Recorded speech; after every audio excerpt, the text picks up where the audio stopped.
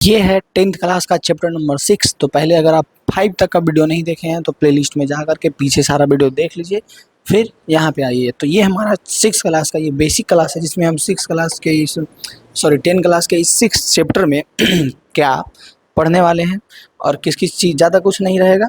बस पूरा छठा चैप्टर आप देखिएगा उठा करके, तो सब में एक ही वर्ड कॉमन रहेगा, जो कि हम लोगों को पढ़ना रहेगा समरूपता। क्या पढ़ना रहेगा? समरूपता। चूँकि हम लोग 9th क्लास में एक पढ़े थे सर्वांग समता। क्या पढ़े थे? सर्वांग समता पढ़े थे। अब उसी का एक और दूसरा चचेरा भाई आ गया, जिसका नाम है समरूपता। अगर आप 9th में पढ़े होंगे तो पता होगा सर्वांग समता क्या होता है, नहीं तो अभी बताते हैं। और नहीं तो मेरा 9th का त्रिभुज का वीडियो भी 30 मिनट का 45 मिनट का हुआ, एक बार जरूर दुगना स्पीड करके देख लीजिएगा। उससे पहले हम आपको त्रिभुज के बारे में थोड़ा सा एक छोटा सा जानकारी दे देते हैं कि त्रिभुज कहते किसको हैं। त्रिभुज, जिसको अंग्रेजी में कहते हैं ट्राई एंगल। क्या कहते हैं? ट्राई एंगल किसको कहते हैं? तो ये तो सिंपल सी बात है, जो 3 कोनों से बना हुआ होता है इसको ट्रायंगल कहते हैं, जिसका 3 भुजा होता है। आप लोग सब देखे होंगे 3 भुजा होता है, 1 2 3 भुजा होता है। इसको ABC से लिखते हैं। AB एक भुजा हुआ, AC एक भुजा हुआ, BC एक भुजा हुआ। 3 कोण होता है, ये वाला, ये वाला, ये वाला। 3 शीर्ष होता है। मतलब जो भी चीज़ें हैं ये तो आपको बेसिक से पता है।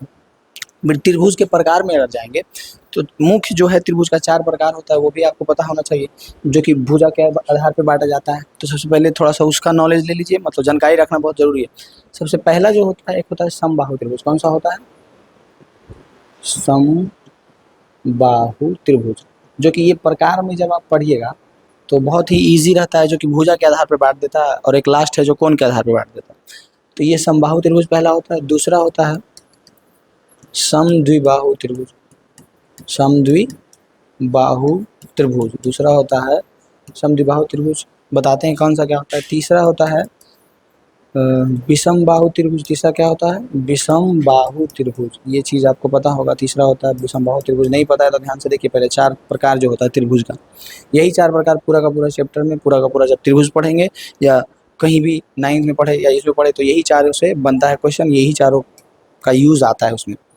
उसके बाद एक लास्ट होता है चौथा, समकोण। समकोण त्रिभुज। देखिए सबसे पहले जब ये चीज़ देखिएगा आप, यहाँ पे लिखा हुआ जो है समबाहु। समबाहु, बाहु मतलब क्या होता है? भुजा। भुजा यानी जैसे कि हम लोग को कहते हैं ना हाथ, हाथ तो हाथ को नहीं कहते बाहु, वैसे इसका भुजा कौन सा होता है? ये वाला भुजा होता है ना, ये वाला भुजा। तो समबाहु, सम मतलब होता है बराबर, जिसका सभी भुजा बराबर हो, जिसका सभी भुजा बराबर हो उसको कहते हैं समबाहु त्रिभुज। जैसे ABC एक त्रिभुज है और ये समबाहु त्रिभुज है, तो इसका मतलब ये AB जो है वो AC के बराबर होगा, AC जो है BC के बराबर होगा, BC जो है AB के बराबर होगा, AB जो है BC के बराबर होगा और BC जो है AC के बराबर होगा। यानी तीनों भुजा आपस में बराबर होगा, उसको कहेंगे समबाहु त्रिभुज। उसको क्या कहेंगे? समबाहु त्रिभुज। साथ ही में समबाहु त्रिभुज में सबसे पहले चीज़ क्या होता है कि तीनों भुजा बराबर होता है। समबाहु त्रिभुज में सबसे पहले चीज़ क्या होता है कि तीनों भुजा बराबर होता है, साथ ही उसका तीनों कोण भी बराबर होता है। ये भी, ये भी, ये भी, तीनों कोण भी क्या होता है? बराबर होता है। और आप लोगों को तो पता है कि त्रिभुज के तीनों कोणों का योग होता है 180 डिग्री, और तीनों कोण अगर बराबर है तो तीनों कितना कितना डिग्री होगा? 60-60 डिग्री होता है। कितना कितना डिग्री होता है? 60-60 डिग्री। अगर यहाँ पे आप इसको देखिए ध्यान से, अगर ये एक समबाहु त्रिभुज है तो सबसे पहली चीज़ तो इसका तीनों भुजा बराबर होगा। तीनों भुजा बराबर हो गया, अब इसका तीनों कोण भी बराबर होगा, 60 डिग्री, 60 डिग्री, 60 डिग्री। समझ आ रहा है ना? ABC ये हमारा समबाहु त्रिभुज होता है। क्या होता है कि उसका तीनों भुजा बराबर, तीनों कोण बराबर। कोई दिक्कत इसमें नहीं है दिक्कत। अब होता है समद्विबाहु त्रिभुज। समद्वि मतलब, जिसका द्वि मतलब क्या होता है? 2, जिसका 2 भुजा बराबर हो। सिंपल सी बात है, इसका जानकारी रखना बहुत जरूरी है। समद्विबाहु में क्या होता है? 2 भुजा बराबर। मान लेते हैं ये दोनों बराबर है ABC, यानी कि AB जो है वो बराबर है AC के। AB जो है AC के बराबर है, लेकिन is not equal to BC, लेकिन BC के बराबर नहीं है। AB जो है वो AC के बराबर है, लेकिन BC के बराबर नहीं है। यानी कि ये 2 भुजा जो है बराबर है, तीसरा भुजा बराबर नहीं है। साथ ही जो 2 भुजा बराबर है वो दोनों भुजा के सामने वाले कोण भी बराबर होते हैं। ध्यान से समझिएगा, जो दो भुजा बराबर हैं उस दोनों भुजा के सामने वाले कोण भी बराबर होते हैं। ये दोनों भुजा का सामने वाला कोण ये हुआ, ये इसका सामने वाला कोण ये हुआ, यानी कोण ABC ये वाला कोण और ये वाला कोण भी साथ में क्या होता है, बराबर होता है। तो ये चीज़ याद रखना है। पहला होता है समबाहु त्रिभुज जिसमें तीनों भुजा बराबर होता है और तीनों कोण आपस में बराबर होता है। दूसरा होता है समद्विबाहु त्रिभुज जिसमें दो भुजा बराबर होता है, तीसरा भुजा बराबर नहीं होता है किसी के भी। तीन भुजा होता है ना, तीनों में दो भुजा बराबर होता है, तीसरा नहीं बराबर होता है, ना तो पहला का ना तो दूसरा का। साथ में और क्या होता है, दो कोण बराबर होता है। कौन सा कोण बराबर होता है, जो दो भुजा बराबर है उस दो भुजा के सामने वाले कोण भी क्या होते हैं, बराबर होते हैं। विषम बाहु त्रिभुज में कोई भी भुजा किसी के बराबर नहीं होता है, ना ही कोई भी एंगल किसी के बराबर होता है, कोण किसी के बराबर होता है। विषम बाहु त्रिभुज में ना ही AB जो है ना ही BC के बराबर होगा और BC ना ही AC के बराबर होगा। मतलब तीनों एक तीसरे में AB is not equal to BC, BC is not equal to AC, तीनों एक तीसरे से कहीं से कोई भी एंगल से अपने में बराबर नहीं होता है। तीनों जो है, बस इसको ध्यान रखिएगा, छोटा सा याद रखिएगा। यानी तीन त्रिभुज समझ में आ गया होगा एकदम फटाक से। समबाहु त्रिभुज में तीनों भुजा बराबर तीनों कोण बराबर, समद्विबाहु त्रिभुज में दो भुजा बराबर दो कोण बराबर, विषमबाहु त्रिभुज में ना ही कोई भुजा बराबर होता है ना ही कोई कोण बराबर होता है। लास्ट होता है समकोण त्रिभुज। क्या होता है, समकोण त्रिभुज, राइट एंगल ट्रायंगल। इसमें क्या होता है, इसमें एक कोण जो है 90 डिग्री आता है, जो कि पूरा 10th का ट्रिगो जो है इसी पे अटका हुआ है। पूरा 10th का ट्रिगो जो हम लोग पढ़ते हैं वो इसी से रिलेटेड है, इसी त्रिभुज पे ही पूरा ट्रिगो बना हुआ है और इसी से हम लोग पढ़ते हैं, अच्छा से बनाते हैं, समझते हैं और इसी में पूरा खेला होता है, ठीक ना। जो हमारा ये है कलर, ध्यान से देखिए, इसको दिख रहा है, ये त्रिभुज दिख रहा होगा। इसमें नाम दे देते हैं अगर ABC। तो समकोण त्रिभुज में होता बस ये है कि इसका एक कोण 90 डिग्री होता है। एक कोण, कोई भी एक कोण 90 डिग्री होता है। कोई भी एक कोण कितना होता है, 90 डिग्री होता है। समझा रहे ना, एक कोण 90 डिग्री होता है। 90 डिग्री यानी समकोण होता है। 90 डिग्री के सामने वाले को भुजा को कर्ण कहते हैं। क्या कहते हैं, कर्ण। एक होता है लंब और एक होता है आधार। एक होता है लंब और एक होता है आधार। एक होता है लंब, एक होता है लंब, एक होता है आधार। और 90 डिग्री जो भी कोण रहेगा, ये ट्रायंगल जो है सीधा है तो 90 डिग्री यहाँ पे हो सकता है इसी को उलट दे, तो बस आपको देखना है कि 90 डिग्री जो है उसके सामने वाला को कर्ण कहते हैं। ये जो हम बोल रहे हैं ना, आप इसको याद रखिए। ट्रिगोनोमेट्री का जो चैप्टर कहीं भी पढ़िएगा, जब भी पढ़िएगा तो ये काम देगा कि जो 90 डिग्री का सामने वाला रहता है उसको कर्ण कहते हैं, बाकी लंब और आधार। और तीनों इसका भुजा में एक संबंध होता है जो क्या होता है, कर्ण स्क्वायर बराबर लंब स्क्वायर प्लस आधार स्क्वायर। कर्ण स्क्वायर बराबर लंब स्क्वायर प्लस आधार स्क्वायर। कर्ण स्क्वायर बराबर क्या होता है, लंब स्क्वायर प्लस आधार स्क्वायर। ये होता है फॉर्मूला, कर्ण स्क्वायर बराबर लंब स्क्वायर प्लस आधार स्क्वायर। ये फॉर्मूला भी आपको याद रखना है। तो त्रिभुज चैप्टर पढ़ने से पहले हम ये बेसिक सा चीज़ बता दी है जो 9th में पढ़ना होता है और पहले भी पढ़ना होता है। लेकिन अगर नहीं पढ़े होंगे कोई कारणवश या नहीं ध्यान दिए होंगे तो यहाँ से इसको ध्यान में रखिएगा और इसको सुंदर से कहीं नोट्स पे लिख लीजिएगा। अब देखिए, अब पीछे जितना भी बताएं ये बस बेसिक नॉलेज के लिए है। चैप्टर में इसका कोई थोड़ा यूज है पर है नहीं। अब मेन जो है हम लोगों को इस चैप्टर में दो ही चीज़ पे फोकस है। दो ही क्या, एक ही चीज़ पे। सबसे पहले 9th में हम लोग पढ़ते थे सर्वांग समता। क्या पढ़ते थे, सर्वांग समता। त्रिभुज के सर्वांग समता का नियम पढ़े थे RHS नियम से, मतलब RHS नियम से या फिर ए नियम से, फिर SSS नियम से, मतलब साइड एंगल ऐसे करके। तो वो सर्वांग समता के लिए पढ़े थे। जब तो सर्वांग समता कोई आकृति कब होता था, जब कोई दो आकृति का एकदम माप भी समान हो। सबसे पहले उसका स्ट्रक्चर भी समान हो, दूसरी बात उसका माप भी समान हो, तो उसको सर्वांग समता कहते थे। जैसे कि यहाँ पे दो सर्कल बनाए हैं, दोनों एकदम सेम है, सर्वांग समता कहेंगे। यहाँ पे दो हम वर्ग बनाए हैं, दो हम क्या बनाए हैं, वर्ग बनाए हैं। दोनों का अगर हम बोलेंगे कि माप भी समान है और दोनों है भी वर्ग, तो दोनों क्या हो जाएगा, सर्वांग समता हो जाएगा।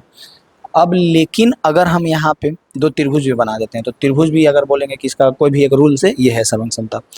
लेकिन समरूपता का मतलब होता है कि वो जो भी आकृति रहेगा, वो आकृति अगर समान है तो माप समान रहे या नहीं रहे तब उसको हम लोग क्या कहते हैं, समरूपता कहते हैं। समझा रहा है। दो चीज़ है, सबसे पहले दो चीज़ इसमें ध्यान देना है कि आकृति समान और माप समान। इसको अगर समझ जाते हैं तो अच्छा है। सर्वांग समता में हम लोग पढ़ते थे कि आकृति भी सेम रहना चाहिए और उसका माप भी सेम रहना चाहिए, तब हम उसको सर्वांग समता कहते थे। ये चीज़ देख रहे हैं, ये समझ में आ रहा है ना? आकृति भी समान है, माप भी समान है, तब उसको हम लोग सर्वांग समता कहते हैं। लेकिन समरूपता में हम लोग सिर्फ आकृति समान रहना चाहिए, माप समान रहे या नहीं भी रहे, तब उसको समरूपता कहेंगे। समझ में आ रहा है ये बात? क्या कि आकृति समान रहे, ये चीज़ थोड़ा थोड़ा आगे बढ़ते जाएगा तब क्लियर होते जाएगा। अगर अभी समझ में नहीं आ रहा है तो पेशेंस रखिए, आगे बढ़ते जाएंगे, ये चीज़ पूरा अच्छा से एकदम क्लियर होते जाएगा, पानी की तरह साफ होते जाएगा। थोड़ा सा पेशेंस रखिएगा तब। आकृति समान होना चाहिए, माप नहीं भी समान रहेगा चलेगा, ये समरूपता होता था। जैसे कि यहाँ पे अगर हम दे देते थे, दो वर्ग दे दिए हैं, दो वर्ग एकदम समान समान है, ए बी सी डी, छोटा छोटा वर्ग बनाए हैं, ध्यान दीजिएगा, पी क्यू आर एस। मान लो ऐसा कि दोनों पूरा एकदम माप में भी समान है और आकृति भी दोनों वर्ग ही है, तो हम लोग कहते थे कि जो चतुर्भुज ए बी सी डी जो है वो सर्वांग है किसके? चतुर्भुज पी क्यू आर एस के। ए बी सी डी जो है वो सर्वांग सम का साइन ऐसे होता था, ऐसे होता था ना, सर्वांग सम का साइन, जो पी क्यू आर एस के सर्वांग सम है, पी क्यू आर एस के सर्वांग सम है, ऐसे करके साइन होता था सर्वांग सम। लेकिन समरूपता में अगर पूछेगा और अगर इसका आकृति दोनों समान है, मतलब एक आयत तो एक वर्ग नहीं है, दोनों क्या है? वर्ग ही है, या फिर दोनों आयत ही है, तब कहेंगे कि ए बी सी डी, सबसे पहले इसका साइन देख लीजिए, इस तरह से होगा, इस तरह से होगा, ठीक ना, पी क्यू आर एस के समरूप है। सर्वांग समता में क्या होता था? ये ऊपर जो ये रहता था, कहाँ गया? ऊपर जो ये रहता था, इसके नीचे दो इक्वल रहता था, इसको हम लोग पढ़ते थे सर्वांग समता। लेकिन सिर्फ ये ऊपर वाला रहेगा, इसको हम लोग पढ़ेंगे समरूपता। ये क्या दर्शाता था? ये दर्शाता था कि उसका माप भी समान होगा और वो क्या होगा? एक दूसरे का सेम आकृति रहेगा। लेकिन ये माप नहीं समान रहेगा, सिर्फ वो समान आकृति रहेगा, मतलब सेम ही आकृति रहेगा, उसको हम लोग क्या कहेंगे? उसको हम लोग समरूप कहेंगे और उसको हम लोग सर्वांग समता कहते थे। तो ये 9th में पढ़े थे सर्वांग समता। इसमें इस पूरा चैप्टर में बस समरूपता पढ़ना है और पूरा चैप्टर में त्रिभुज का समरूपता पढ़ना है। त्रिभुज का समरूपता पढ़ना है और त्रिभुज के समरूपता के नियम को पढ़ना है, बस ज़्यादा दिमाग नहीं लगाना है, तो पॉइंट टू पॉइंट समझना है, जो चीज़ें जरूरी है वही बस देखना है, उससे ज़्यादा दिमाग ही नहीं लगाना। जैसे कि देखिए यहाँ पे कुछ आकृति लेकर के आए हैं, जैसे कि यहाँ पे दे दिया है, ये क्या है? सबसे पहले ये ताजमहल देखिए, ताजमहल देखिए, तो 1 2 3, 3 ताजमहल है, 3 ताजमहल है। अब हम अगर आपसे पूछते हैं कि ये तीनों ताजमहल क्या सर्वांग सम है? तीनों ताजमहल क्या सर्वांग सम है? ज़्यादा दिमाग नहीं लगाना है, बस जितना बोल रहा है उतना सुनिए, उतना समझिए और उतना का जवाब दीजिए। क्या ये तीनों ताजमहल सर्वांग सम है? तो बोलिएगा नहीं है। क्यों? क्योंकि सर्वांग सम का नियम है कि आकृति समान रहना चाहिए, साथ में उसका माप भी समान रहना चाहिए। लेकिन ये ताजमहल बड़ा है, ये इससे छोटा है, ये इससे छोटा है, तीनों का जो माप है, मेजरमेंट है, वो क्या है? अलग अलग है, तो ये सर्वांग सम होगा नहीं, यानी तीनों ताजमहल जो है उसका माप समान नहीं। लेकिन अगर पूछेंगे कि क्या ये समरूप है, अगर हम पूछेंगे कि क्या ये समरूप है, तो बोलिएगा हाँ समरूप है। क्योंकि समरूपता में जब हम लोग समरूपता को देखेंगे तो समरूपता में हम लोगों को इस चीज़ से मतलब ही नहीं है कि उसका मान यानी उसका जो मेजरमेंट है वो कितना है, मतलब बस इससे है कि क्या वे समान आकृति है, तो हाँ है, तो ये क्या हो जाएगा? ये समरूप हो जाएगा। तीनों ताजमहल क्या हो जाएगा? समरूप हो जाएगा। अब यहाँ पे कुछ आकृति है, इस आकृति को देखिए, ये वृत्त है, ये दोनों वृत्त देखिए, ये वृत्त हो गया, ये वर्ग है, ये समबाहु त्रिभुज है, समबाहु त्रिभुज। वृत्त, वर्ग और समबाहु त्रिभुज अगर है तो ये कितना भी बनाया हुआ रहेगा, सब सारे वृत्त जो है समरूप होते हैं, सारे वर्ग जो है समरूप होते हैं आपस में, सारे समबाहु त्रिभुज जो है समरूप होते हैं आपस में। लेकिन यहाँ पे ध्यान रखिएगा, हम क्या बोल रहे हैं? सारे समबाहु त्रिभुज की बात कर रहे हैं, लेकिन पीछे हम लोग पढ़े थे 4 तरह का त्रिभुज। कितना तरह का? 4। तो हम सिर्फ बोल रहे हैं समबाहु त्रिभुज के बारे में कि सारे समबाहु त्रिभुज समरूप होगा, लेकिन समद्विबाहु या फिर विषमबाहु या फिर समकोण, इसमें अलग अलग रूल होगा, उसके अनुसार समरूप होगा। लेकिन अगर ये 3 चीज़ आपको दिख जाएगा तो बिना कोई झिझक के अब कहिएगा कि हाँ सारा वृत्त जो है वो समरूप होते हैं, सारे वर्ग जो है वो भी समरूप होते हैं, सारे जो समबाहु समद्विबाहु नहीं समबाहु त्रिभुज वो समरूप होते हैं। क्योंकि जितना भी सर्कल बनाइए आप, इसका रेडियस अलग रहेगा, डायमीटर अलग रहेगा, जो भी रहेगा, लेकिन वृत्त का आकृति सब गोल ही होगा। ऐसा थोड़ी है कि रेडियस अलग होगा तो कोई चिपटा हो जाएगा, मतलब देखने में एक ही जैसा रहेगा ना, कि अलग हो जाएगा, नहीं होगा। यानी वृत्त भी क्या हो जाएगा, सारा वृत्त समरूप हो जाएगा। फिर जब सारा वर्ग देखिएगा तो सारा वर्ग का चारों भुजा बराबर होगा, तो उसका जब हम रेशियो निकालेंगे तो वो सबका बराबर होगा, तो यानी कि ये जो हमारा वर्ग होगा वो भी समरूप होगा। उसके बाद समबाहु त्रिभुज जब हम लोग देखेंगे जिसका सभी भुजा बराबर होगा, तीनों भुजा बराबर होगा, समबाहु त्रिभुज चाहे जितना भी बना हुआ रहे सब क्या होगा, समरूप होगा। अब यहाँ पे एक चीज और हम लोगों को समझना है कि जो आकृति समरूप होगा क्या वे सर्वांगसम होगा, और जो आकृति सर्वांगसम होगा क्या वे समरूप होगा। बस एक चीज समझना कि जो आकृति समरूप होगा क्या वह आकृति सर्वांगसम होगा, या फिर जो आकृति सर्वांगसम होगा क्या वे आकृति समरूप होगा। तो आपको याद रखना है हमेशा, सबसे पहली चीज, हम यहाँ पे दो वर्ग बनाए हैं, दो वर्ग बनाए हैं, देखिए ध्यान से, क्या बनाए हैं, वर्ग, और दोनों वर्ग का हम बोलेंगे कि भुजा सेम है, माप जो है सेम है। तो पहला वर्ग और ये दूसरा वर्ग, ठीक है, ऐसा नाम दे देते हैं। तो कहेंगे कि पहला वर्ग जो है दूसरा वर्ग के सर्वांगसम है या नहीं है। तो बोलेंगे जब माप भी समान है और दोनों जो आकृति है वो वर्ग ही है, तो क्या ये सर्वांगसम नहीं होगा, होगा। यानी पहला जो हमारा आकृति है वो सर्वांगसम होगा दूसरे आकृति का, पहला जो हमारा आकृति है वो सर्वांगसम होगा दूसरे आकृति का। कब, जब इसका माप भी समान है और दोनों है भी वर्ग भी।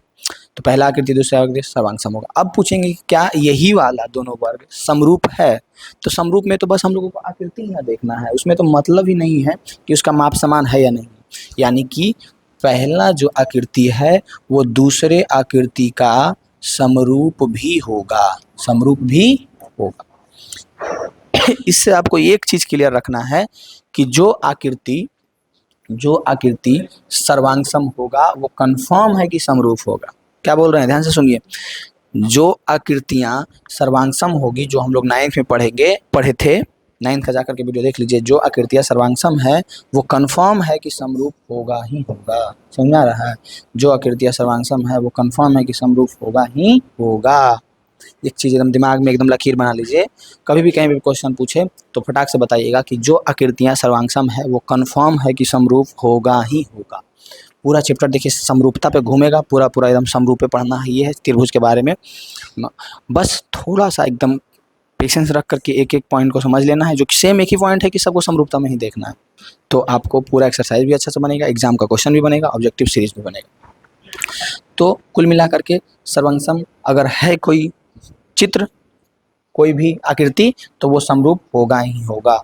लेकिन लिख लीजिएगा, जो आकृतियां सर्वांगसम होगी वो 100% समरूप होगी, लेकिन जो आकृतियां समरूप होंगी वो सर्वांगसम हो भी सकती है, नहीं भी हो सकती है। कैसे, देखिए, जैसे कि यहाँ पे हम दो आकृति बनाए हैं, दो आकृति जो कि वर्ग ही लेते हैं। इसका भुजा है 5 मीटर और इस वर्ग का भुजा है 10 मीटर। इस वर्ग का भुजा है 10 मीटर, इसका है 5 मीटर और उसका है क्या है 10 मीटर। तो सबसे पहली बात, दोनों वर्ग ही है, तो ये क्या समरूप तो हो जाएगा, दोनों क्या हो जाएगा, इसका नाम है पहला वर्ग, इसका नाम है दूसरा वर्ग। तो पहला वर्ग जो है वो दूसरे वर्ग का समरूप तो हो जाएगा, ये तो कंफर्म है समरूप हो जाएगा। अब सर्वांगसमता हम लोग जब निकालेंगे तो ये दोनों का जो आकृति समान है पर माप तो समान नहीं ना है। जब माप समान नहीं है तो ये जो है दोनों क्या बोलते हैं उसको, ये दोनों आकृति जो है वो सर्वांगसम नहीं होंगे, सर्वांगसम होंगे नहीं होंगे। समझा रहा है, यानी कि समरूप अगर है तो सर्वांगसम हो भी सकता है, नहीं भी हो सकता है, लेकिन अगर सर्वांगसम है तो समरूप कंफर्म है कि होगा। ये चीज ध्यान में रखिएगा, ध्यान में रहेगा। बस ये था हमारा ये रूल। अब पूरा का पूरा चैप्टर हम लोगों को एक चीज पे घूमेगा, कौन सा चीज पे घूमेगा, कि आकृतियां समरूप कैसे है, नहीं है, त्रिभुज के समरूपता का नियम। पूरा चैप्टर जितना भी इसमें एक्सरसाइज दिया हुआ है पूरा अब देखिए यहाँ पे कुछ क्वेश्चन दिया हुआ है, इस क्वेश्चन को ध्यान से देखिएगा, फटाक से एकदम बनाने का कोशिश कीजिएगा, क्वेश्चन को ध्यान से देखिएगा। दो आकृति यहाँ पे बनाया गया, दोनों आकृति दिख रहा है, दोनों चतुर्भुज है, कोई चतुर्भुज रहा है लेकिन चतुर्भुज है। इसका डीसी का माप दे दिया 2.4, इसका एसआर का मान दे दिया 4.8, इधर सीबी का मान है 2.5, एबी का मान है 1.5, डीए का मान, सबका वैल्यू दिया हुआ है चारों भुजा का। अब बोल रहा है कि क्या ये आकृति समरूप होगी या नहीं होगी, जो पूछ रहा है, ठीक है, क्वेश्चन पूछ रहा है कि क्या ये समरूप है या नहीं, समरूप है या नहीं, जो बताइए। ये जो हमारा एनसीईआरटी में क्वेश्चन है, बताइए ये समरूप है या नहीं है, फटाक से समझ में आ रहा है अगर, या नहीं आ रहा है, जो भी बताना है, और समरूप है या नहीं है जो बताना। तो सबसे पहले हम बोले थे कि सारा वर्ग अगर कहीं पे है तो सभी वर्ग समरूप होते हैं, वृत्त अगर कहीं पे है तो सभी वृत्त समरूप होते हैं, समबाहु त्रिभुज है तो सभी समबाहु त्रिभुज समरूप होते हैं। लेकिन यहाँ पे ये वर्ग नहीं है वर्ग नहीं है, क्योंकि सभी भुजा बराबर है नहीं है, सभी भुजा बराबर है नहीं है, सही नहीं बराबर। तो इस सिचुएशन में हम लोगों को देखना है कि उसके भुजाओं का अनुपात बराबर होना चाहिए। क्या होना चाहिए, उसके भुजाओं का अनुपात अगर बराबर है और उसका कोण का मान जो है, जो भी आकृति रहेगा उसके कोण का मान बराबर है, तब हम लोग उस सिचुएशन में कहेंगे कि आकृति जो है वो समरूप है। समझ में आ रहा है। क्या होना चाहिए, सबसे पहले तो भुजाओं का जो हमारा भुजाओं का अनुपात, 2 पॉइंट याद रखिएगा, कब कोई भी आकृति हो, पहले वो 3 जो हम बता दिए कि वो होगा ही होगा समरूप, उसको भूल जाइए, वो तो 3 गो होगा ही। कौन कौन, कोई भी वृत्त रहेगा समरूप होगा, कोई भी वर्ग रहेगा समरूप होगा, कोई भी समबाहु त्रिभुज रहेगा समरूप होगा। लेकिन उसके अलावा कोई भी अगर आपको आकृति दे दिया है तो 2 पॉइंट याद रखना है। पहला पॉइंट ये याद रखना है कि कोण समान हो, कोण क्या हो, संगत कोण समान हो। संगत कोण मतलब समझ रहे हैं ना, जो उसके संगत का कोण हो, जैसे इसका संगत कोण उधर ये वाला हो गया, इसका संगत कोण ये वाला हो गया। तो सबसे पहला पॉइंट याद रखना है कि संगत कोण समान हो, संगत कोण क्या हो, समान, पहला पॉइंट। दूसरा पॉइंट कि संगत भुजाओं का अनुपात, सभी संगत भुजाओं का अनुपात समान हो, भुजाओं का अनुपात समान हो। ये दोनों पॉइंट को अगर ध्यान में रखते हैं तो सारा का सारा क्वेश्चन बनेगा। कोई भी आकृति हो, अगर उसका संगत कोण समान हो, संगत भुजा का अनुपात समान हो, तब उसको हम लोग कहेंगे कि वो समरूप है। अब ये तो हम लिख दिए हैं शब्द में, लेकिन आकृति पे समझाते हैं कि कैसे होगा समान। संगत कोण अगर हम लोग देखेंगे तो डी का संगत कोण ये एस है, जो कि डी के एस के बराबर है ना, यानी कि कोण डी जो है वो कोण एस के बराबर है, पहला पॉइंट। इसका संगत कोण ये वाला है, यानी कि कोण सी जो है, कोण आर का संगत कोण है, कोण सी जो है वो कोण आर का संगत कोण है, जो कि बराबर है। इसी प्रकार से कोण ए, कोण पी का, तो कोण ए भी जो है वो कोण पी के बराबर है। आप लोग देख लीजिए है ना बराबर। ये सब अभी नोट्स में लिखिएगा जरूर, और सॉल्यूशन हम तरीका से नहीं कर रहे हैं, जहाँ तहाँ लिख रहे हैं कोई दिक्कत नहीं, बस समझने के लिए पहले बता रहे हैं, फिर एक्सरसाइज में तो सॉल्यूशन करेंगे। कोण बी जो है कोण क्यू का, इसका भी संगत कोण बराबर है, यानी कोण बी जो है कोण, यानी पहला रूल तो ये फॉलो कर दिया कि संगत कोण समान है, पहला रूल फॉलो कर दिया। अब दूसरा हम लोगों को देखना है कि क्या इस आकृति का संगत भुजाओं का अनुपात बराबर है या नहीं। अगर वो भी आ जाएगा तो कहेंगे कि ये समरूप है। तो संगत भुजाओं का अनुपात ये जो है DC जो है बटा SR, DC बटा SR बराबर, फिर क्या है CB बटा RQ, CB बटा RQ बराबर, फिर क्या है AB बटा PQ, AB बटा PQ, AB बटा PQ, फिर क्या है AD या फिर DA बटा SP, DA बटा SP। बस ध्यान ये रखना है कि जिस त्रिभुज को आप पहले रख रहे हैं सभी जगह पे पहले उसी त्रिभुज को रखेंगे। जैसे कि हम पहले इस छोटे वाले त्रिभुज को रखे थे तो ऊपर में सभी छोटे वाले त्रिभुज है, नीचे में बड़ा वाला त्रिभुज है तो सभी नीचे वाला त्रिभुज का भुजा है। DC का मान कितना दिया गया है, DC का मान है 2.4, DC का मान कितना है 2.4, 2.4 बटा SR का मान कितना है 4.2 बराबर, CB का मान कितना है, CB का मान है 2.5, उसके बाद RQ का मान कितना है तो 5.0 बराबर, AB का मान कितना है 1.5 बटा AB के बाद नीचे क्या है PQ का मान कितना है 3.0 बराबर, DA का मान कितना है तो DA का मान यहाँ पे देखिए 2.1 है 2.1 बटा SP का मान कितना है, SP का मान है 4.2। देख रहे हैं सभी को जब हम काटेंगे 2.4 से ये काटेंगे तो ये कटेगा 2.4, यहाँ 4.8 दिया हुआ है, 2 नहीं दिया हुआ, देखिए यहाँ पे 4.8 दिया हुआ है ना। ये जो SR का मान है, SR का मान है 4.8 है, हम गलती से यहाँ पे 4.2 लिख दिए जो कि आप लोगों को दिख रहा होगा। तो ये हो जाएगा 4.8, क्या हो जाएगा 4.8। तो 2.4 से 4.8 दो बार में कटेगा, 2.5 से 5.0 दो बार में कटेगा, 1.5 से 3.0 दो बार में कटेगा, 2.1 से 4.2 दो बार, यानी सभी क्या आया 1/2 बराबर 1/2 बराबर 1/2 बराबर 1/2। इस स्थिति में हम लोग कहेंगे कि ये दोनों आकृति जो है, ये दोनों आकृति जो है समरूप होगा। यानी जो हमारा आकृति है DCBA या फिर ABCD, ABCD ये समरूप होगा किसके, PQRS के, PQRS के, PQRS के। ABCD जो है वो समरूप होगा किसके, PQRS के। बताइए ये समझ में आया सबको? सिंपल सा लॉजिक था। दो चीज़ याद रखना है, सबसे पहले तो वो तीनों याद रखना है। रिवीजन कितना बार करवाया है, इतना बार करवा दिए कहीं पे लिख तो नोट्स में एकदम याद रखना। क्या पहला पॉइंट क्या था कि कोई भी वृत्त, कोई भी वर्ग, कोई भी संभावित त्रिभुज क्या होता है, समरूप होता है जो भी होगा उसका, क्योंकि वो कोण हमेशा बराबर ही रहेगा। कोई भी वर्ग है जब भी दो वर्ग इस तरह से रहेगा उसका कोण बराबर रहेगा। अब उसके बाद जब यहाँ पे हम लोग बात करेंगे इस चीज़ का, जो कि हमारा कोई अलग आकृति दे दिया, तो कोई भी आकृति दे दे उससे क्या मतलब है, बस हम लोगों को देखना है कि संगत कोण समान है, भुजाओं का अनुपात समान है तो समरूप होगा। और पूरा का पूरा चैप्टर इसी पॉइंट पे डिपेंडेंट है, समरूप देखना। तो पहले तो ये कोई आकृति के बारे में बता देंगे कैसे समरूप होगा। अब इस दो आकृति को देख करके बताइए कि क्या ये दोनों समरूप होंगे या नहीं होंगे। देखिए क्या ये दोनों आकृति समरूप होंगे या नहीं होंगे। देखिए एकदम छोटा छोटा मिस्टेक होगा दोनों आकृति में।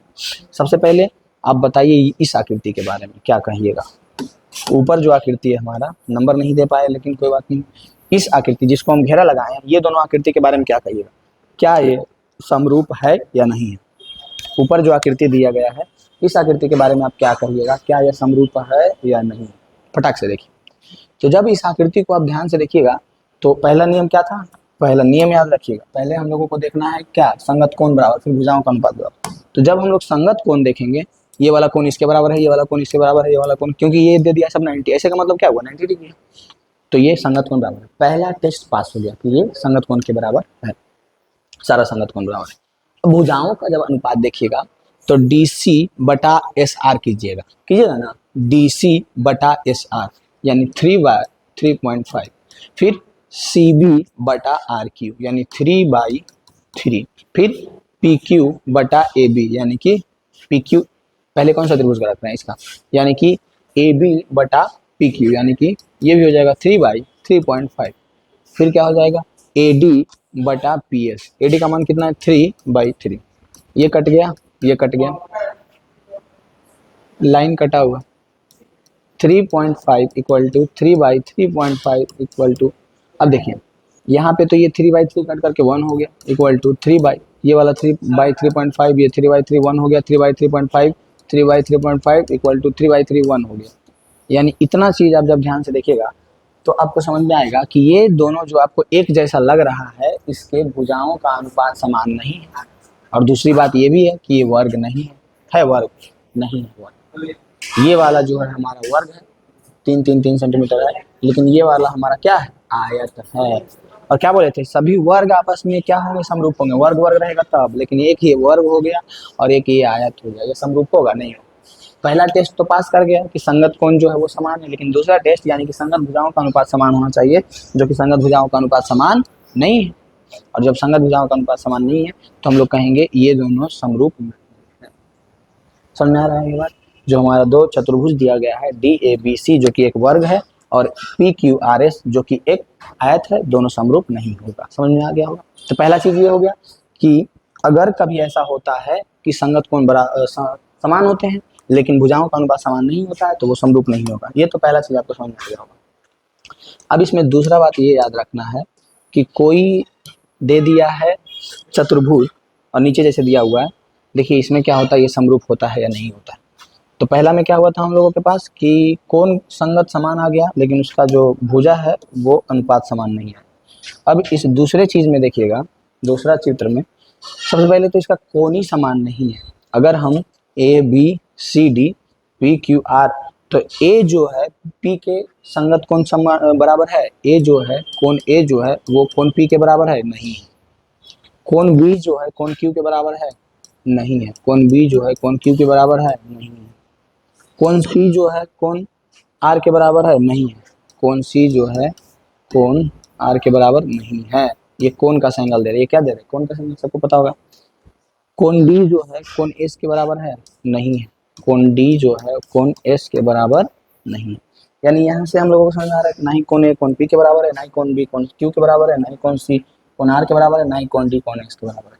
जैसे ही दिख रहा है कि ये संगत कोण बराबर नहीं है, वैसे ही हम लोग कह सकते हैं कि ये दोनों आकृति समरूप नहीं है। संगत कोण बराबर नहीं है तो हम लोग कह सकते हैं कि ये समरूप नहीं है। साथ ही अगर आपको चेक करना है इसका भुजा, तो वो जाके देखिएगा। तो 2.1 4.2 2.1 4.2 2.1 4.2 2.1 4.2 सभी को जब आप बटा में कीजिएगा तो सब एक ही अनुपात में आएगा। 1/2 1/2 1/2 1/2 सब एक ही अनुपात में आएगा। 1/2 1/2 1/2। तो ये चीज़ तो ठीक है कि 1/2 बराबर 1/2 बराबर 1/2 समान अनुपात में आ रहा है, लेकिन लेकिन लेकिन लेकिन लेकिन इसका कोण ही जब संगत कोण ही बराबर नहीं है तो क्या कहेंगे हम लोग कि ये बराबर नहीं होगा। बताइए कोई दिक्कत है इसमें, किसी प्रकार का नहीं है। यानी कि सिंपल बात था, दोनों क्वेश्चन में दो चीज़ हम लोगों को सीखने के लिए मिला। पहला में हम लोगों को ये सीखने के लिए मिला कि अगर कोण समान है लेकिन भुजा का अनुपात समान नहीं है तो समरूप नहीं होगा। मेरे वर्ड्स पे ध्यान दीजिएगा। अगर कोण समान है लेकिन संगत भुजा बराबर है तो समरूप नहीं होगा। दूसरा सिचुएशन में क्या सीखने को मिला कि अगर संगत भुजा का अनुपात समान है लेकिन कोण समान नहीं है तब भी वो समरूप नहीं होगा। बताइए कोई दिक्कत है इसमें। ये हम कोई और आकृति के बारे में बात हो रहा था, पीछे अभी तक कोई भी आकृति के बारे में बात हो रहा था, कोई भी आकृति दिया हुआ है उसका भुजा दिया हुआ है कोण दिया हुआ है उसके बारे में बात हो रहा था। लेकिन अब जो है यहाँ से हम लोग पढ़ेंगे खास करके त्रिभुज के बारे में। समबाहु त्रिभुज का तो फंडा क्लियर है कि समबाहु त्रिभुज सभी भुजा बराबर होगा, तो उसको हम लोग क्या कहेंगे कि समरूप होगा। क्या कहेंगे, समरूप होगा। समबाहु त्रिभुज का तो फंडा क्लियर होगा, समबाहु त्रिभुज में कोई दिक्कत होगा नहीं, दिक्कत होगा। लेकिन अब हम लोग जो 3-4 प्रकार के त्रिभुज पढ़े थे, तो एक प्रकार का त्रिभुज का तो पता चल गया है, लेकिन बाकी सारे त्रिभुज को तो नहीं पता चला। और हम एक ही बात कहेंगे कि पॉइंट टू पॉइंट रहिए, बस छोटी सी चीज़ जो हम बता रहे हैं उसको ध्यान में रख करके याद रखिए। इससे ज़्यादा कुछ है ही नहीं, पूछेगा ही नहीं, और मतलब कि पूरा क्वेश्चन जो बनाएंगे इससे ज़्यादा कुछ रहेगा ही नहीं उसमें। त्रिभुज की समरूपता, तो कोई भी दो त्रिभुज इसमें भी सेमी फंडा है, जब ही समरूप होगा जब उनके संगत कोण बराबर होंगे और उनके संगत भुजा एक ही अनुपात में होंगे, यानी समानुपाती होंगे। जो हम लोग दूसरे आकृति के लिए लागू किए थे सेम वही चीज इसमें भी लागू करेंगे कि अगर दो त्रिभुज दिया गया है, दोनों त्रिभुज का नाम है ए बी सी और इसका नाम है पी क्यू आर, तो ये दोनों त्रिभुज समरूप तभी होगा जब सबसे पहले तो इसके संगत कोण यानी ये वाले और ये वाले बराबर हो संगत कोण। साथ में इसके जो भुजा हो संगत भुजा, जैसे A B P Q, A C P R, B C Q R, इसका जो अनुपात हो समान। जैसे हम दे देते हैं, ये हो गया हमारा इसको मान लेते हैं 45 नहीं कितना, अच्छा उसको रन देते हैं। सबसे पहले हम आपको यहाँ पे दे देते हैं 60, ये हो गया 70, तो कितना हो जाएगा 713 130, ये हो गया 50, 180 डिग्री हो गया ना तीनों मिला करके। ये हो जाएगा 60 50 110 और 70 180। ये हो गया 60, ये हो गया 70, ये हो गया 50। ए बी का मान है मान लेते हैं 10 सेंटीमीटर और यहाँ पे पी क्यू का मान है मान लेते हैं 20 सेंटीमीटर। ए सी का मान है यहाँ पे 8 सेंटीमीटर मान लो ऐसा, और पी आर का मान है मान लो 16 सेंटीमीटर। बी सी का मान है यहाँ पे मान लेते हैं 7 सेंटीमीटर और क्यू आर का मान है 14 सेंटीमीटर। अब जब इस दोनों त्रिभुज के सभी भुजाओं का अनुपात निकालेंगे ए बी बटा पी क्यू, ए बी बटा पी क्यू, एकदम दिमाग गड़ा के रखिएगा, क्योंकि इसमें आपको ये अगर नहीं देख पाइएगा कौन सा भुजा किसके अनुपात के बराबर कर रहे हैं, जहाँ क्रॉस हुआ तो फिर समझ में नहीं आएगा। ए बी बटा पी क्यू यानी ये वाला, ए सी बटा पी आर, ए सी बटा पी आर बराबर ए सी बटा पी आर। ए सी कौन सा, ये वाला, ए सी बटा पी आर। उसके बाद बी सी बटा क्यू आर, बी सी बटे में क्यू आर। तीनों का अनुपात जब हम निकालेंगे तो सबसे पहले ए बी का मान कितना है 10 बटा पी क्यू का मान कितना है 20। फिर क्या है ए सी का मान कितना है 8 बटा पी आर का मान कितना है, पी आर का मान है 16। बी सी का मान कितना है 7 बटा क्यू आर का मान कितना है 14। 8 दूनी के 16, 10 दूनी के 20, 7 दूनी के 14, यानी 1/2 बराबर 1/2 बराबर 1/2। तीनों का अनुपात क्या है, बराबर है। तीनों का अनुपात क्या है, बराबर है। जब तीनों का अनुपात बराबर है तो हम लोग कहेंगे कि ये दोनों त्रिभुज समरूप होंगे। क्यों? क्योंकि इसका सभी भुजा का अनुपात भी बराबर है, सभी कोण भी बराबर है, तो इसको हम लोग कहेंगे कि ये समरूप होगा। अब इस त्रिभुज में हम लोग 3-4 नियम पढ़ेंगे कि कौन कौन सिचुएशन में दो त्रिभुज समरूप होगा और कौन कौन सा सिचुएशन में दो त्रिभुज जो है समरूप नहीं होगा। सबसे पहली बात, ये पूरा समरूपता दो ही चीज़ पे डिपेंड करेगा, उसकी एंगल, उसका जो एंगल रहेगा, कोण रहेगा उस पर, उसका भुजा का अनुपात रहेगा उस पर। तो इसके लिए आपको इस चीज़ को ध्यान देना पड़ेगा, और इसके लिए इस चीज़ से ध्यान रखने से पहले एक बार आपको थेल्स प्रमेय याद रखना पड़ेगा। एक वैज्ञानिक थे थेल्स, पिक्चर देख रहे हैं, इनका एक एक्सपेरिमेंट था जो आपको याद रखना पड़ेगा। एक्सपेरिमेंट क्या था? एक्सपेरिमेंट ये था कि अगर दो त्रिभुज है, अगर जैसे कि यहाँ पे एक त्रिभुज दे दिया, ठीक है, ये दिख रहा होगा आपको, एक त्रिभुज मान लो ऐसा, यही दिख रहा है तो क्यों ड्रॉ करें। ए बी सी एक त्रिभुज है, त्रिभुज ए बी सी है ना। अगर इस त्रिभुज में ऐसा, मतलब दो सिचुएशन क्रिएट होगा, दोनों ध्यान में रखिएगा। अगर इस त्रिभुज में ऐसा हम करते हैं, ये त्रिभुज है, जैसे कि पहले ये ए बी सी डी एक इस प्रकार से त्रिभुज था, ठीक है, ए बी सी एक त्रिभुज था, और इस त्रिभुज में अगर हम लोग ऐसा करते हैं कि BC के समांतर एक रेखा खींचते हैं DA, DE या DF कुछ भी नाम दे देते हैं। BC के समांतर एक रेखा खींचते हैं DE, BC के समांतर एक रेखा खींचते हैं DE। इस ABC त्रिभुज में BC के समांतर एक रेखा खींचते हैं DE, तब थेल्स प्रमेय कहता है कि इस भुजा का अनुपात जो है इस भुजा के अनुपात के बराबर होगा। यानी कि AD जो है, AD बटा DB जो है वो बराबर होगा AE बटा EC के। किसके बराबर होगा? AE बटा EC के, AE बटा EC के। सिंपल बात है। अब इसी को अपोजिट कर भी देंगे, लेकिन सबसे पहले इसको याद रखिएगा कि अगर BC को हम DE के समांतर खींचते हैं तो AD जो है DB और AE जो है EC के अनुपात के बराबर होगा।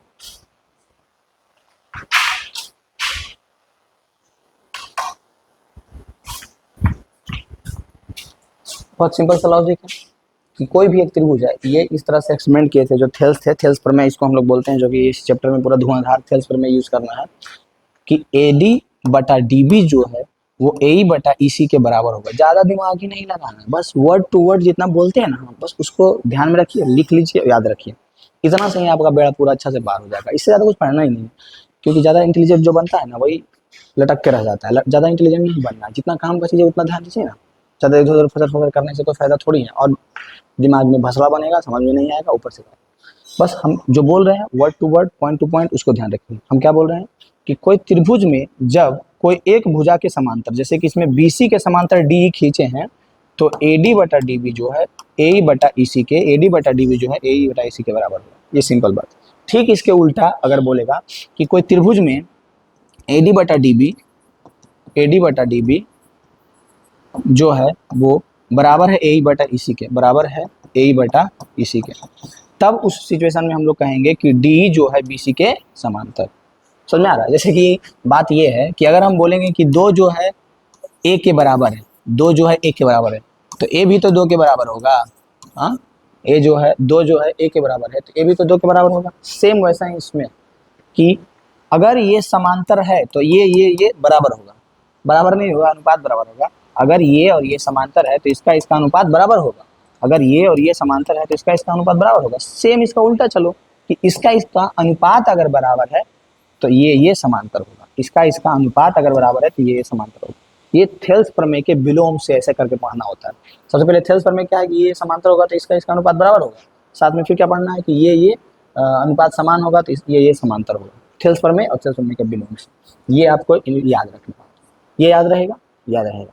अब कोई दो त्रिभुज जो है, इसको मिटा देते हैं, आराम से नोट कर लीजिएगा और एकदम की पॉइंट की तरह लिख लिख करके नोट्स, देखिए हम क्या कितना नोट्स बता रहे हैं, एकदम पॉइंट टू पॉइंट, मतलब कि बस जितना याद रखिएगा उतना से काम हो जाएगा, ज़्यादा लंबा लिफाफा लिखने की जरूरत नहीं है, की पॉइंट की तरह लिखते जाइए ये सब सारा चीज़। एक बार पलट के देखिएगा नोट्स, फटाक से दिमाग में रिमाइंड होगा कि इस तरह से पढ़ाए थे या बताए थे। अब जो है ये तीन चीज़ जो हम लिखे हैं, कौन कौन कौन, भुजा भुजा भुजा, भुजा कौन भुजा, ये क्या है कि दो त्रिभुज जब दे दिया है और आपको समझ में नहीं आ रहा है कि वो समरूप है या नहीं है, तो इसके लिए तीन कसौटी है। कसौटी मतलब ये चिनौटी, कसौटी क्या है, मतलब ये रूल है, क्या है, रूल, रूल है, कसौटी मतलब रूल। तो कोई भी दो त्रिभुज दिया हुआ है, जैसे कि हम यहाँ पे बनाते हैं, ये और ये पहला त्रिभुज, फिर ये और ये दूसरा त्रिभुज, फिर ये और ये तीसरा त्रिभुज। तो तीनों कसौटी क्या है जो समझ लीजिए। पहला कसौटी कह रहा है कि अगर एंगल एंगल एंगल कोण कोण कोण दोनों दो त्रिभुज में, ये है त्रिभुज ए, डायरेक्ट नाम दे देते हैं, ये है त्रिभुज बी, ये है त्रिभुज पी, ये है त्रिभुज क्यू, ये है त्रिभुज पी, ये है त्रिभुज क्यू, ये है त्रिभुज जेड और ये है त्रिभुज वाई, ये है त्रिभुज जेड और ये है त्रिभुज वाई। तो कभी भी जब दो त्रिभुज का कोण कोण कोण, कोण कोण कोण यानी कि कोण कोण कोण बराबर हो, कोण कोण कोण बराबर हो, तो हम लोग कहेंगे कि ये दोनों त्रिभुज समरूप। कोण कोण कोण कोण कोण कोण कोण बराबर है तो हम लोग कहेंगे कि ये त्रिभुज क्या होगा, समरूप होगा। सिंपल है। दूसरा कह रहा है S S S, S S S कसौटी यानी कि कोई भी दो त्रिभुज है और उसमें अगर भुजा भुजा भुजा भुजा भुजा भुजा भुजा, अगर भुजा भुजा भुजा बराबर है तब भी हम लोग कहेंगे कि वो समरूप है। बोल रहे हैं उसको लिख लीजिएगा। कौन कौन कौन कसौटी क्या कहता है, जब दो त्रिभुज का कौन कौन कौन तीनों कोण बराबर है तो कहेंगे कि वो समरूप है। एस एस एस कसौटी से हम लोग कहेंगे कि जब कोई त्रिभुज का भुजा भुजा भुजा बराबर है तो कहेंगे समरूप है। एस ए एस कसौटी क्या है, एस ए एस कहेगा कि जब कोई त्रिभुज का पैटर्न यही होना चाहिए, side angle side, side angle side, मतलब दो भुजा बराबर है और दोनों भुजा के बीच वाला कोण बराबर, बीच वाला कोण, इधर उधर वाला कोण नहीं होना चाहिए। ये चीज एकदम ध्यान में रखना है कि दो त्रिभुज के दो भुजा बराबर हैं और दोनों के बीच वाले कोण बराबर हैं। सबसे पहली बात ये जो हम बोल रहे हैं एकदम एकदम जरूरी है, क्योंकि अगर गड़बड़ाया तो गड़बड़ा जाएगा। जैसे दो त्रिभुज है और इसका ये वाला भुजा, ये वाला कहाँ चल गया, अच्छा ये वाला भुजा, ये वाला भुजा, ये वाला भुजा, ये वाला भुजा, ये क्या है, समानुपाती है, लेकिन इसका कोण ये वाला बराबर है, कोण ये वाला बराबर है, तो ये समरूप नहीं होगा, ये समरूप नहीं होगा, नहीं होगा। भुजा ये बराबर है तो इसका बीच वाला कोण बराबर होना चाहिए तब समरूप होगा। ये चीज समझ पा रहे हैं ना। तो ये पहला चीज है। लेकिन यहाँ पे क्या है, रूल हमको याद रखना है कि बीच वाला एंगल, जो दो भुजा का अनुपात बराबर है उसका बीच वाला एंगल बराबर होना चाहिए, जो दो भुजा बराबर है उसके बीच वाला एंगल बराबर, तब हम लोग कहेंगे एस एस एस कसौटी से समरूप होगा।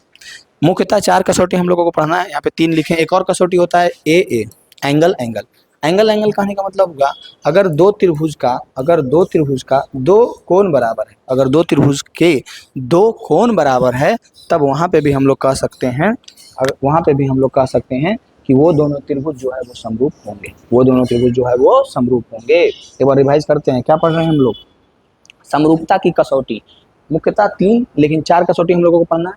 पहला कौन कौन कौन, यानी कि कोई भुजा का कौन कौन कौन बराबर है तो कहेंगे समरूप है। दूसरा भुजा भुजा भुजा, कोई त्रिभुज का भुजा भुजा भुजा जो है वो उसका अनुपात समान है तो कहेंगे कि ये समरूप होगा। तीसरा एस ए एस, यानी भुजा कौन भुजा, अगर कोई त्रिभुज है उसके दो भुजा और उसके बीच वाले कोण बराबर, दो भुजा और बीच वाले कोण बराबर, दो भुजा का अनुपात और बीच वाले कोण बराबर है, तो वहां पे हम लोग कहेंगे कि वो जो है त्रिभुज क्या होगा, समरूप होगा। साथ में एक और लास्ट ए ए ए यानी एंगल एंगल, कोण कोण, लास्ट वाला क्या होता है, चौथा कोण कोण।